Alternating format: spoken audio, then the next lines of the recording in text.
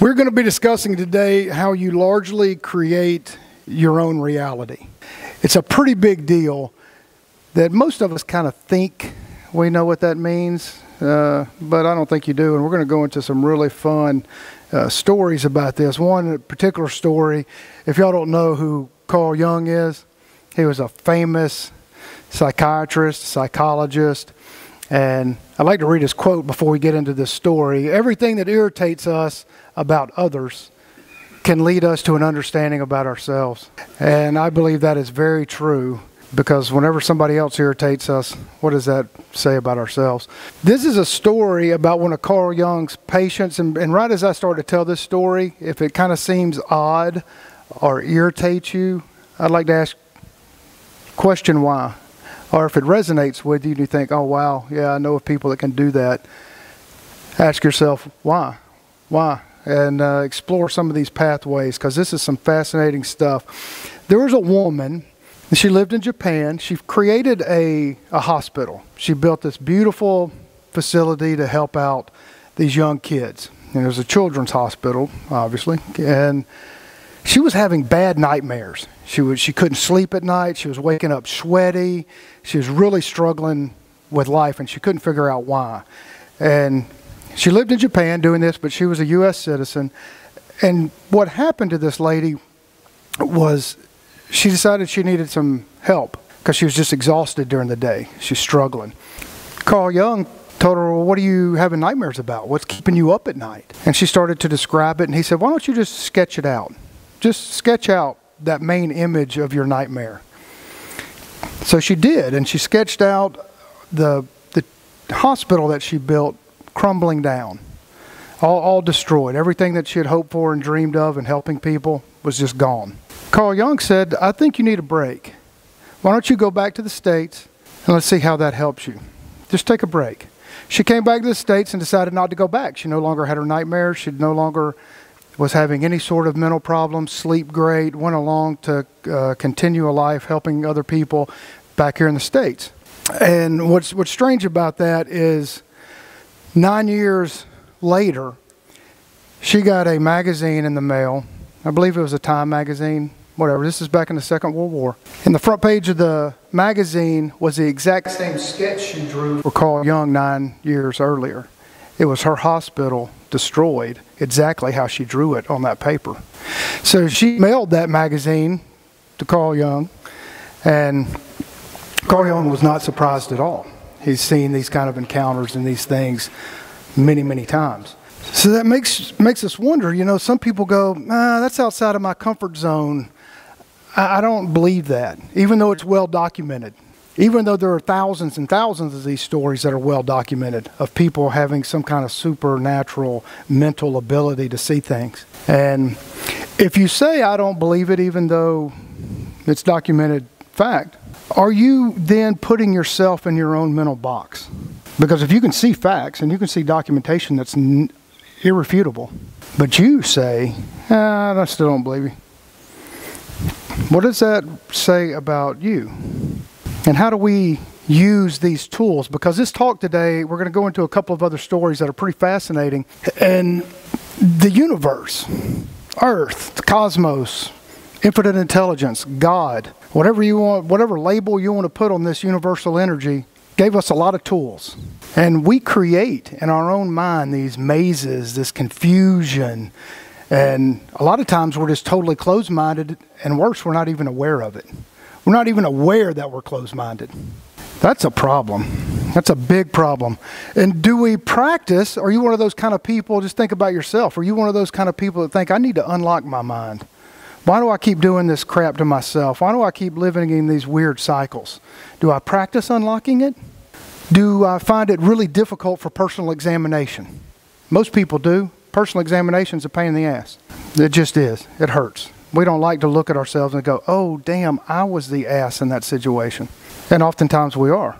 Or do you make yourself open? Hey, I'll be open to any idea as long as you can show me some evidence for it. As long as we can have information. As long as we can banter up the truth. I think that's where the universe ultimately wants us to go. And that requires us to flex that mental muscle. You know, the mind is powerful. Our thoughts are things. We guide how we think. You know, who told me today that they woke up in a bad mood? Jackson. Jackson said he woke up today in a bad mood. Couldn't shake it. How many of us have woke up in bad moods and couldn't shake it? Every one of us here. But why? We keep reinforcing that behavior. Oh, you know what? I'm kind of irritated today. I'm going to stay irritated because now I feel good in my irritation. I woke up and I'm comfortable with it. That seems kind of stupid, but we all do it. A lot of us are comfortable in our anger and frustration. A lot of us are uncomfortable by hugging somebody else and showing love and affection. It's all a mental game. We're all playing. We've got the joystick right in our hand. My big tough buddy Steve, I don't know if he likes it when I hug him or not, but man, I can't help it. I look at him I'm like, damn, Steve, I just want to give me some love, brother. You know? But that's a mental choice. I drove myself in that direction. You know, and a lot of times we can see things like that story of that lady drawing her hospital collapsing and go, I don't know about that. But the more you start exploring things that you've never considered, the more you realize that, man, I was wrong about that. And then all of a sudden the truth starts coming off. The more you start examining and pulling these pieces away, you go, oh, wow, I never considered that. Whether it's politics, whether you are a Republican or Democrat, you start peeling the layers away and you start going, man, these two things are really the same thing. They're not any different. You know, a lot of Democrats say, all right, great, personal welfare, let's go. Republicans say no, but they give more corporate welfare than anything else. It's all just crazy. It's all the same thing. And everybody gets pissed off at each other and divided, and they don't even know why. It's the silliest thing ever. It's really silly. Now, I'm reading this book. I'm almost finished with it. This is Michael Talbot's book, The Holographic Universe. It is fascinating. It goes into a lot of how our reality is not really what we think it is. And I think that's true. And part of our logo, most of y'all know our logo. It's a bunch of little, I don't even know how to describe it. It's a bunch of little triangles. And it's a geometrical sign that you can go infinity, forever. You can just keep going forever inside yourself. And there's no, it's a fascinating subject, but I digress. But he's talking about, in this instance, this woman who cannot speak English. She goes to her doctor. She's not feeling good. She just feels miserable. She feels like she has a really bad flu. She's like, man, I got to go to the doctor. She doesn't know English. Barely can speak any English. So she's here at an American hospital, goes in. The doctor runs all sorts of tests on this lady. Finds out in these tests, these series of tests, in blood work, he's like, man, I think this lady has cancer. And I'm going to find out she had cancer. And they had her come back, but she really didn't know what was going on. She didn't have a translator, and the hospital didn't have one either. She just thought she had a bad flu. The doctor told her she had 6 months to live. She didn't hear the doctor say that. All she got from the doctor's body language is that she had a really bad cold and she needed to take these pills the doctor gave her. She went home thinking the same thing was wrong with her she's had before. She's had a bad flu in years past, like most all of us here. She took the pills that the doctor gave her. Just as always, when she got sick, she took some kind of medicine. A couple of weeks later, when she went back to the doctor with somebody who actually spoke English, she had no more cancer. Her cancer was gone. In her mind, she was thinking she only had some kind of cold, but no cancer. The doctor's office called her and asked her to come back, and she didn't understand why, so she asked somebody to come translate for her. So by the power of the mind, she's thinking she has the flu. Doctor tells her she has 6 months to live, but she can't understand English. In her mind, well, I'm going to go home and rest, and I'm going to be better in a couple of days like I always am. And she cured herself. That's happened a lot. Similar stories. And verifiable and proven. Doctors can't explain it. It baffles them. They don't understand. This one guy is fascinating to me because he's, this guy was, the author talks about this successful guy. He has his own plane. He's flying around, high-wheeling, knows he's smart. He's super energetic, big deal maker. Doctor tells him he has cancer. And he said, man, you only got probably not far to live. Like you got a month or two, and it's probably over for you.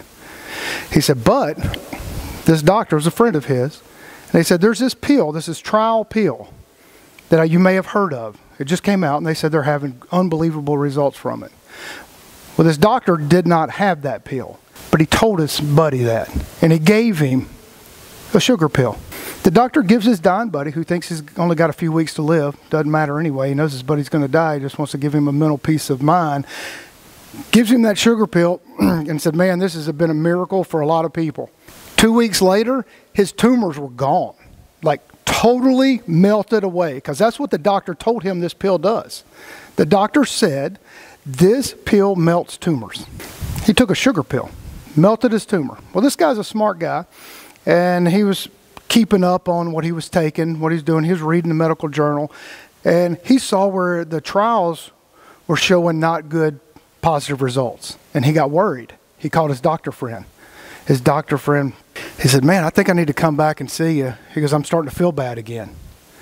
All of a sudden his tumors, different tumors in different spots, start showing up, and big. Doctor again said, man, that's okay. They just came out with an addition to this drug that is even more powerful and is even better. Gives the guy those pills. He melts his tumors again. And all they were sugar pills. Melts them. A couple of months later, and this guy's fine. Cancer-free. No cancer. All of a sudden, he reads the journal and he sees the American, whatever it's called, journal. And they see where they're pulling the medicine off because it doesn't work. It just totally doesn't work. The guy calls his doctor buddy, tells him, man, this is bad. I can't believe this is not working, and I don't have cancer, but man, it's probably going to come back now. Cancer came back, and within a few months, he was dead.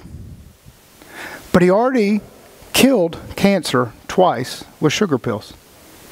But then he thought in his mind, oh God, it didn't work. It's going to come back, and I'm going to die. It's amazing the power of the mind.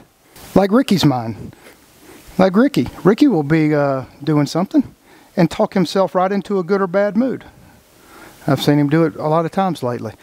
And there are countless examples of how this guy, Bonnie, said she would never get in an ice bath. And I don't blame her. I did it with Noah once, and I was in there, I think, for 10 seconds. It was miserable. It was bad. It hurt. So I got to try it again. But Wim Hof is a great example of how amazing the mind is. Doctors did not understand his immune system because he said he could beat anything. All he had to do was meditate and breathe. Nothing was going to get to him. Nothing. No cancer, no virus, nothing. I'm just good. And they've been running all kinds of tests on him. So him and 12 of his students got injected with some kind of weird flu virus. And with just meditation and breathing exercises only, they totally got rid of it. And this is on view for the whole world. Like they did it live. The power of the mind. What we tell ourselves is true. If I tell myself, I hate you, I don't like that you came out today. Now, if I tell myself that, I might talk myself into believing it. Or I see you and I go, man, I sure am glad you're here today. I really love your company. I'm probably going to end up really loving our company. If I say, damn, Steve's coming. My buddy, he's going to come see me tonight. I really wanted to read some. That damn Steve, I hate fucking Steve. Yeah, then what happens? All of a sudden we have a great time and I love Steve. Everything is what I tell myself. Everything is what you tell yourself. Everything. No matter what our spiritual beliefs are, no matter if you have no spiritual beliefs, there is no denying the fact that the earth has its own frequency. It's proven. Our bodies have our own frequency. We are in tune with nature. That's why I love to walk around barefooted to feel the energy of the earth. It's powerful. And because I tell myself that, it's even more powerful. It's important. How about psychics? Who here believes in psychics? That's only for crazy people. Now, of course, there are a lot of scams. I've had some tarot cards read in New Orleans, drinking with buddies and thinking, well, let's go see what my fortune says. I think a bunch of us have done that as a joke. But there are quite a few really big ones. I mean, even Forbes, this lady who would probably scare me talking to her, but I'm not going to be judgmental. She helps police officers all the time solve murder crimes. All the time. The FBI uses psychics all the time. Why? Because they're right. That is strange. Like, it's really, really weird, huh? That you can see these people. This is talking about these remote viewers. And if y'all don't know what remote viewing is, I've touched on it some here. before, where people will think of something and then they can see it. Somebody can give them some coordinates, just write down some numbers and say, okay, what do you see? What is that? Well, that's what the police did in Las Vegas with this group of remote viewers. They got together and all they had was coordinates of where the crime took place. They didn't know anything else. Well, these 6 people sit around in meditation, and all of a sudden, in just no time at all, they give a complete description of the perpetrator. They give a complete detail where the person is and exactly what happened. The police go out and investigate and go there, and it's exactly the way these people who didn't know the other people from Adam, all they knew was a couple of numbers on a piece of paper, and they all sat there and meditated and then told the cops exactly what happened and where the body is. That's amazing. So what are we missing in our day-to-day life that we never think about? The power of ourself, the power how we steer our minds. I mean, a bunch of people here are happen to be recovering alcoholics. How is it that you steer your mind? How are you going to navigate the world? What decisions am I going to make? Because you're the captain of your own ship. You can decide, Chase, just to go down booze right now if you wanted to. Or you could say, you know what, I'm enjoying creating new relationships. It's meaningful to me. I'm gaining more value in my life by this path. Why would I go do that again? You're the master of your own ship. Nobody else. Even Congress in 1979, in the height of when the CIA was using psychics. And they don't talk about it now. Some of these things are totally declassified, so who knows what they do with psychics now. Like there's no telling. But this was brought up in Congress in the House Permanent Select Committee on Intelligence. It said, this Congressman Charlie Rose said, it seems to me it's cheap. It's a cheap radar system. And if the Russians have it and we don't, we're in serious trouble. Like we were in a space race with Russia, but then all of a sudden we're also in a psychic race. Like a psychic race with Russia and China. That's weird, huh? You didn't hear about that when you were in 8th grade and we're talking about going to space. They weren't telling us that we were the masters of our own mind. We could do whatever we wanted to do. They were like, hurry up, Johnny, sit down and shut up so you can hurry up and go get that job and do what you're told. If y'all want to watch a good documentary, and if anybody that's watching or any of y'all want to come out, I've mentioned this before. It's called Third Eye Spies. It is about where his guy's Russell Targ. He's phenomenal. He was hired by the CIA to have remote viewers. These guys are the ones that cracked into safes and all over the world, especially in the Red Square in Russia. Read secret documents in safes that were verified later and proven. Like they just read them. They're just sitting in a damn room over here in Stanford, or by Stanford. They just write the whole damn documents, everything. They just see it. These are guys that are average Joes. I mean like us, like just average people with just a tiny bit of training. What is the power of the mind? How about these unexplainable things of yogis? Yogis do unbelievable. I love yogis. I love India. And it's fascinating because if they can sit and clear their mind and find peace, like how often do we get anxious? Like, damn, this bill's due, man. I need some extra money. I got to work extra hours. Who's gonna hire me to do something else? What else can I do? But it'd be like one of these guys and sit and find calm and figure out the direction for yourself. Instead of letting life guide you, like, well, okay, well, I'll get this job because it kind of pays the bills and I'm just going along with the flow and I just kind of get ping-ponged around, doing whatever life kind of gives to me. Instead of making firm choices, like this is what I need to do, this is how I need to get there, and I need to pray and meditate about it to find and use those tools. I just love these guys. Man, I wish I was there sitting on that mountain. How about something to be really outside of your comfort zone? You know, there's about 20 or so years of Jesus not being in the Bible. He's just gone. He's missing from his 12-year-old to 29-ish. No clue where he went, just other than when they went to Egypt.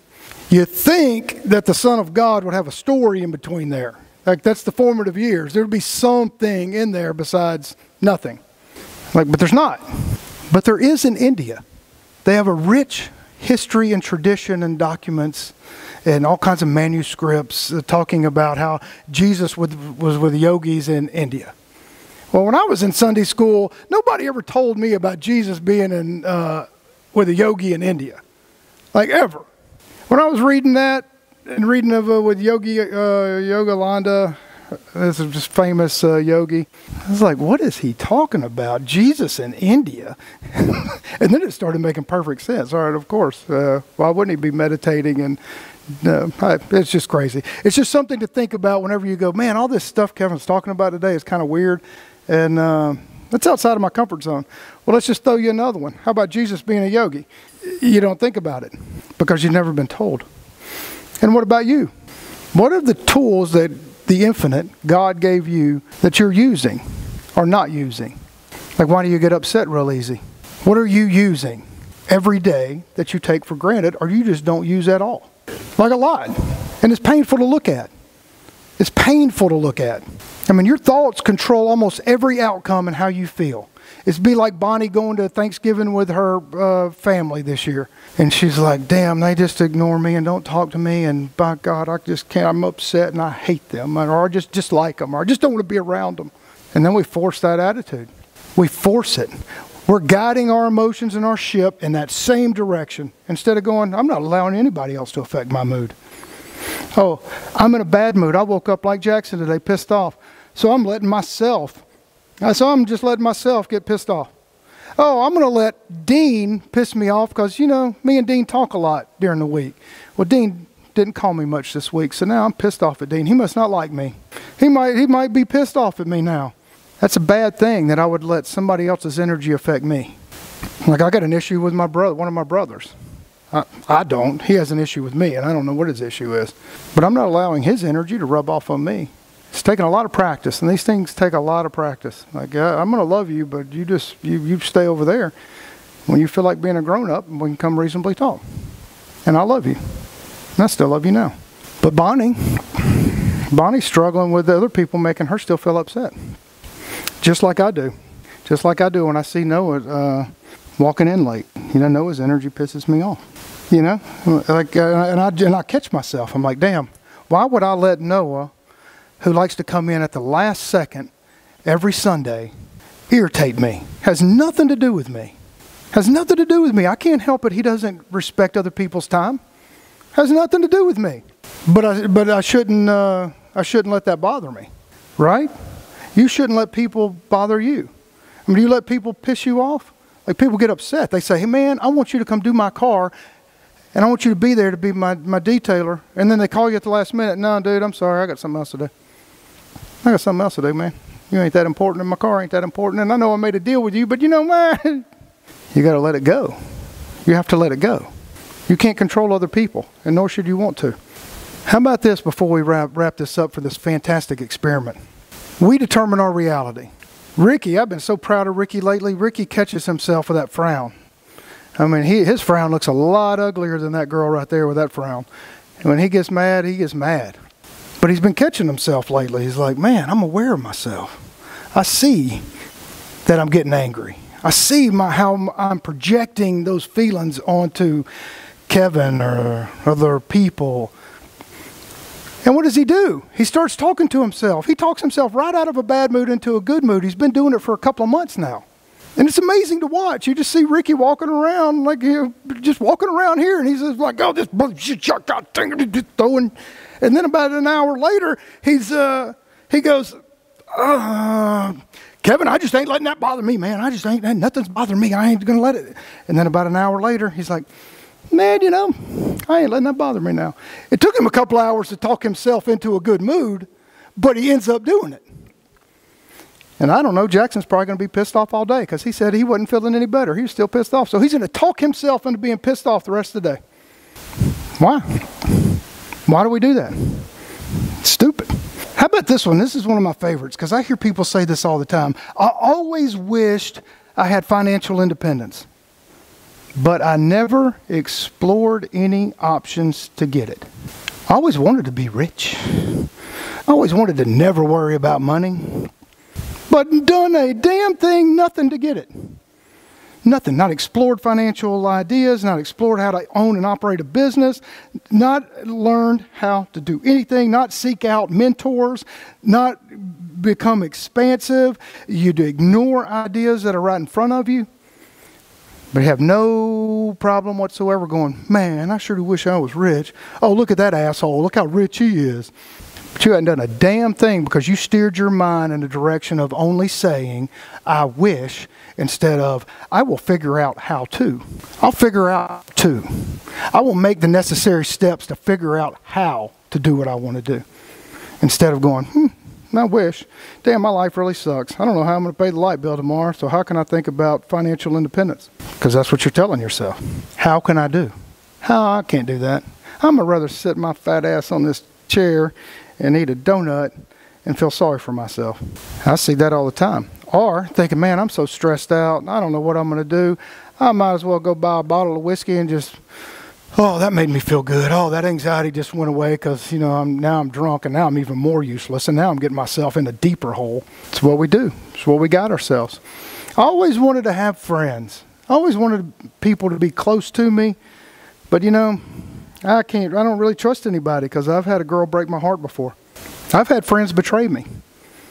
I really don't want friends.